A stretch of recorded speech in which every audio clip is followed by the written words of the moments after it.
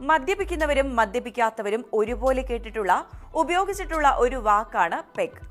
എന്നാൽ നിത്യേന ഉപയോഗിക്കുന്ന ഈ വാക്കിന്റെ അർത്ഥം എന്താണെന്ന് നിങ്ങൾക്കറിയാമോ?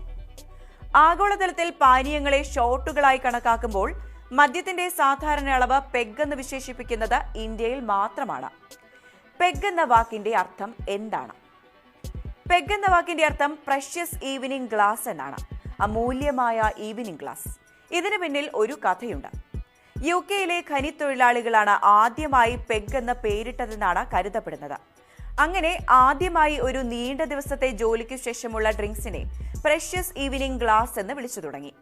ജോലി കഴിഞ്ഞാൽ ഖനിത്തൊഴിലാളികൾക്ക് ഒരു ചെറിയ കുപ്പി ബ്രാൻഡി നൽകുമായിരുന്നു. ഒരു നീണ്ട ദിവസത്തിന് ശേഷം വിശ്രമിക്കാനും തണുപ്പിൽ നിന്ന് രക്ഷപ്പെടാനുമായിരുന്നു ഇത്. ഖനിത്തൊഴിലാളികൾ തങ്ങളുടെ ചെറിയ ഗ്ലാസ് ബ്രാൻഡി ആസ്വദിക്കാൻ ആകാംക്ഷയോടെ കാത്തിരിക്കുന്നതിനാൽ അവർ അതിനെ അമൂല്യമായ ഈവനിംഗ് ഗ്ലാസ് എന്ന് വിളിച്ചു.